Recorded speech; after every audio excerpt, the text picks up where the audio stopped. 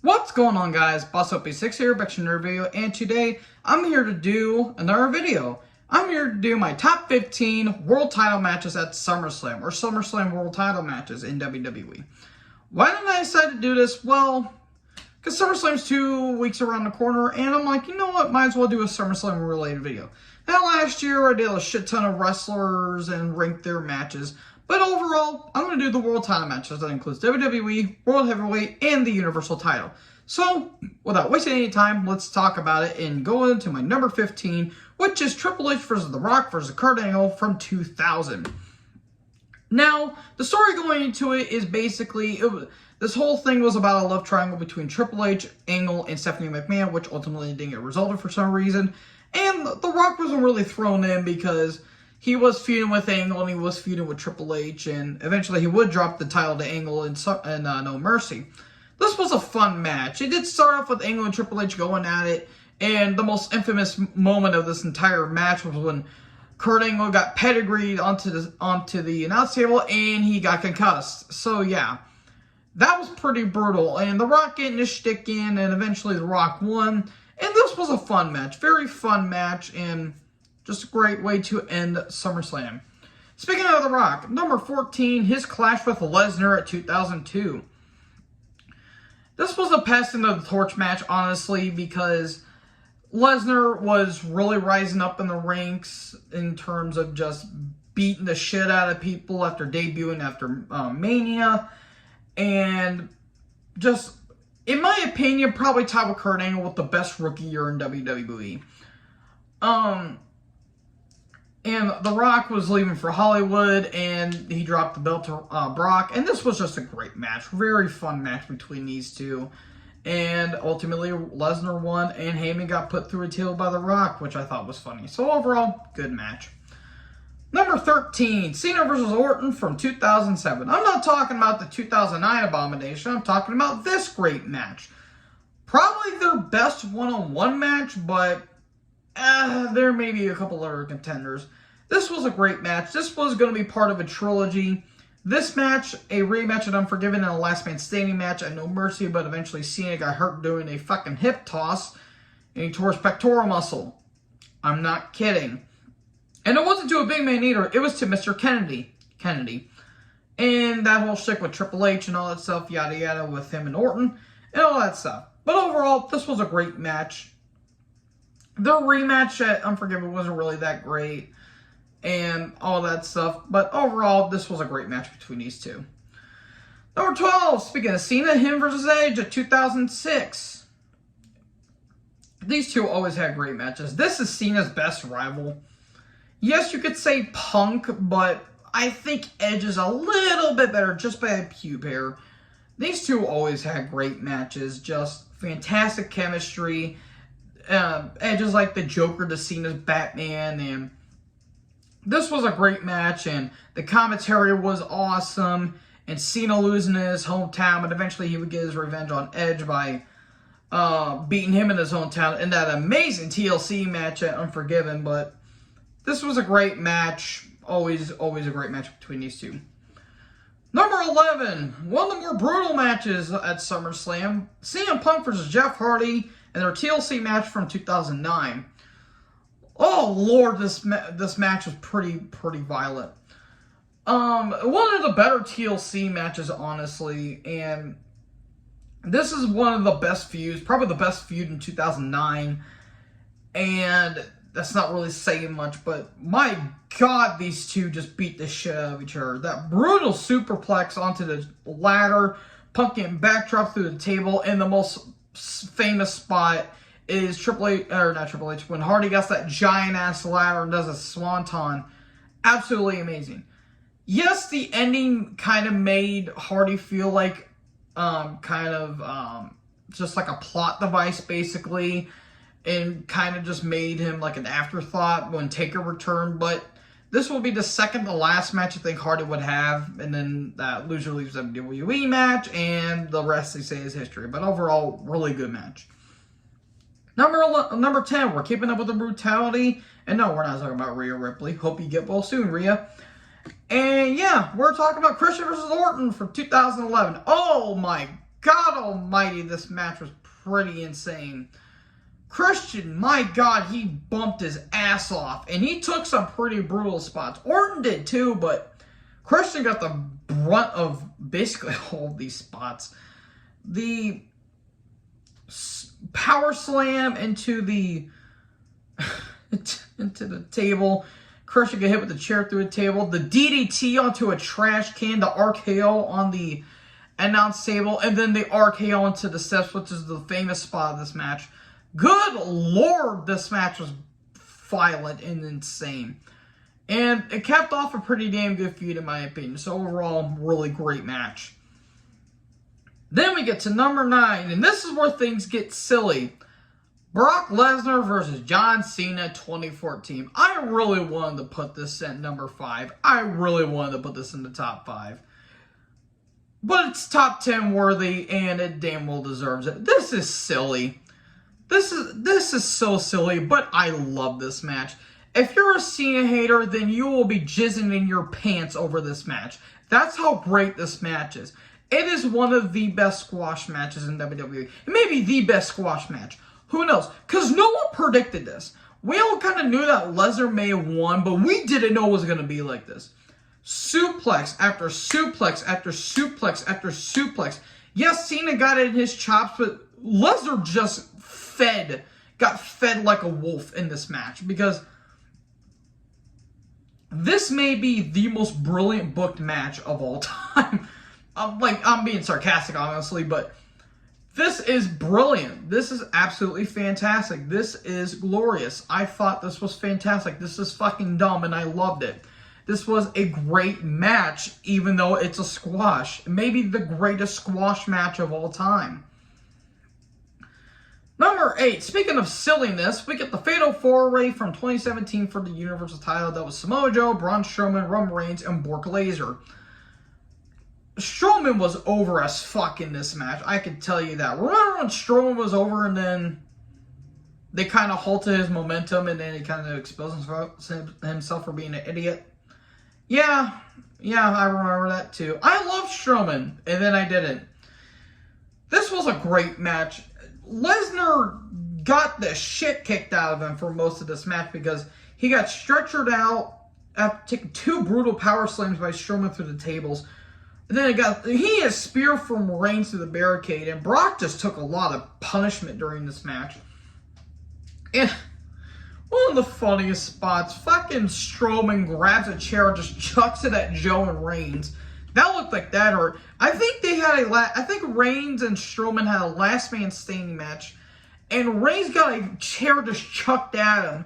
I'm like, oh, that looked like that hurt.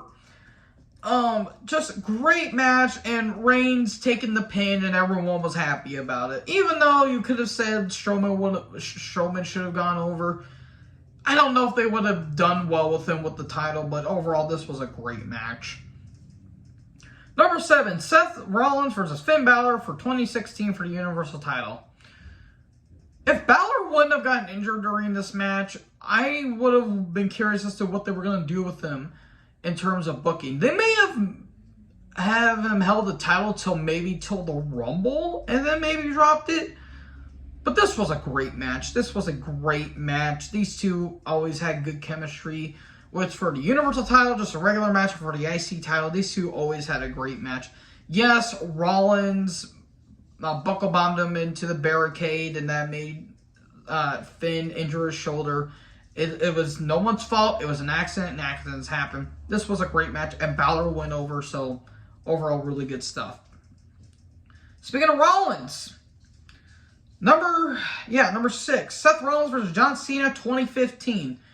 Why was Jon Stewart in this match is what I put down. If Jon Stewart wasn't in this match, this would have been top 5, but it's number 6 because, well, it's Jon Stewart. With this stupid-ass interference aside, this was a fantastic match. These two always had great matches no matter what. This was during Cena's amazing U.S. Open challenge, and Seth doing a first time ever winning the WWE and the United States title simultaneously in a winner take all. This was a great match, and Seth's the only person to do this too, by the way.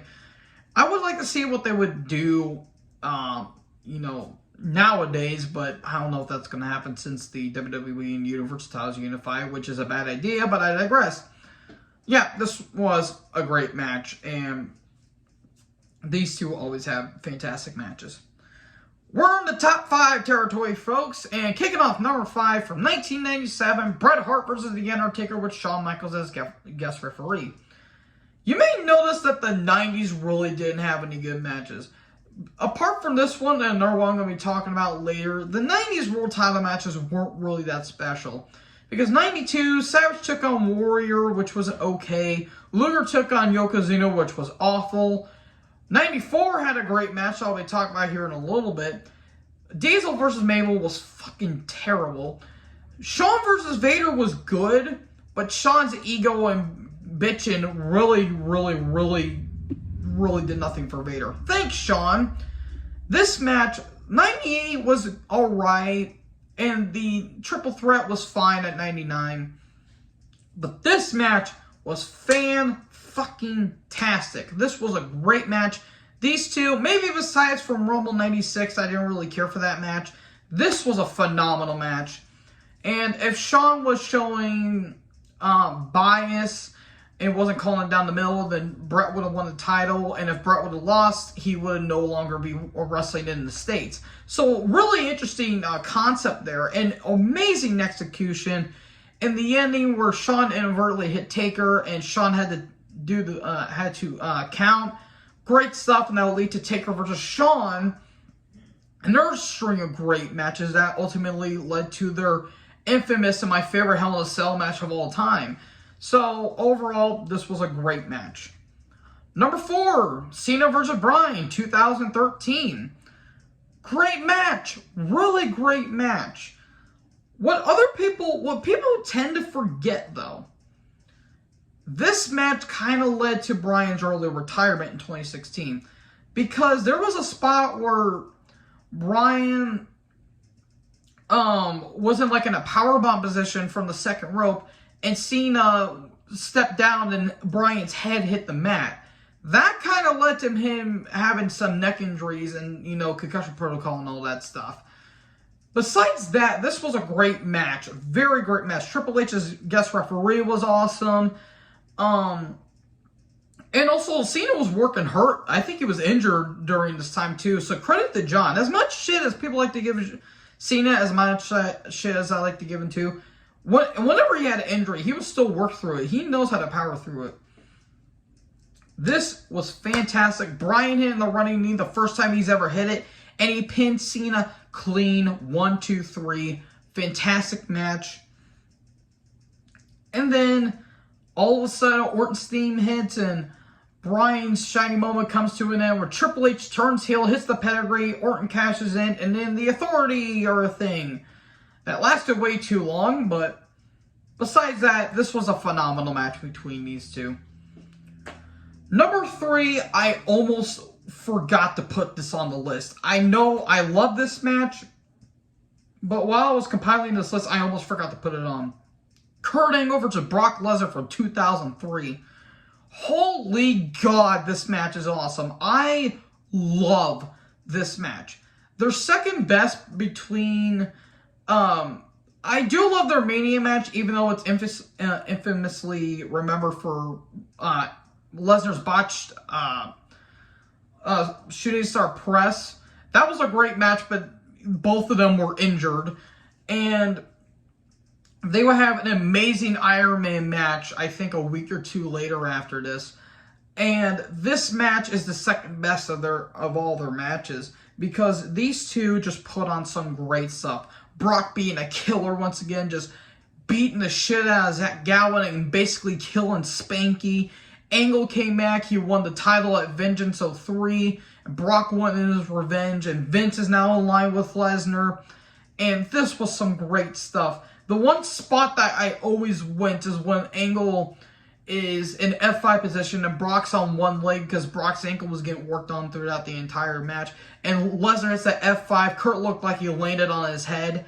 Ouch. That looked like that hurt. And then when Angle kicked out, Brock gives one of the best reactions ever. And the crowd just basically erupted when that happened. Lesnar taps out even though Vince was right there when he could have just pulled the ref out.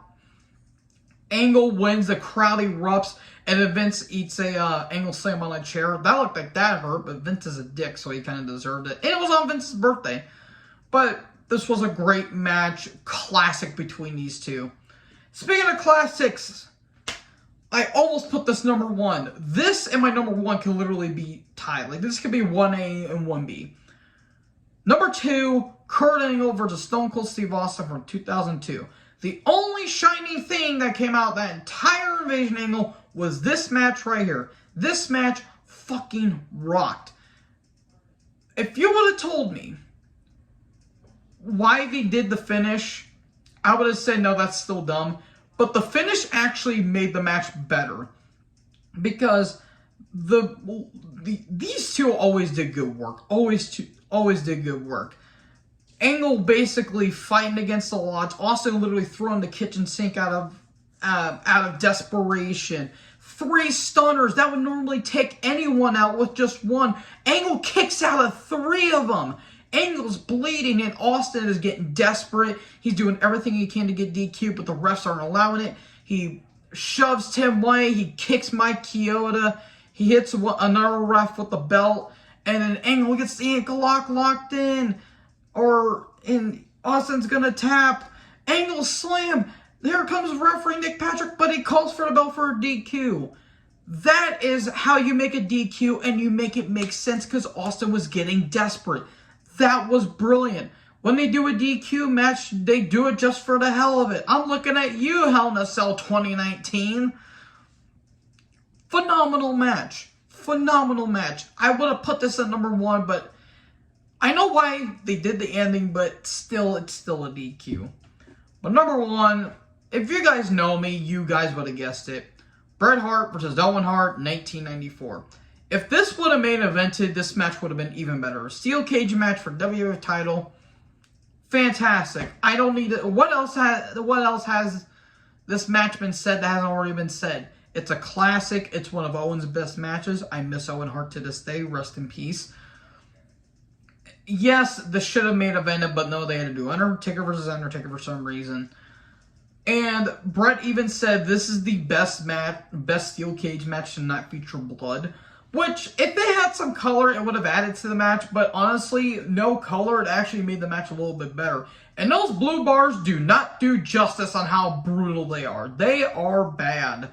And that's why they do the Cyclone, steel now, because it's a lot easier to bump into. But this is a classic between these two. Favorite SummerSlam World Title match? Yes, this in 01 can literally be flip-flopped, and I wouldn't be really mad. But yeah. Number 1, 94, Bret versus Owen. What did you guys think? What are your top 15 world title matches? Let me know in the comment section below. Make sure to like, comment, subscribe. Join the herd. Talk to you guys next video. Peace out.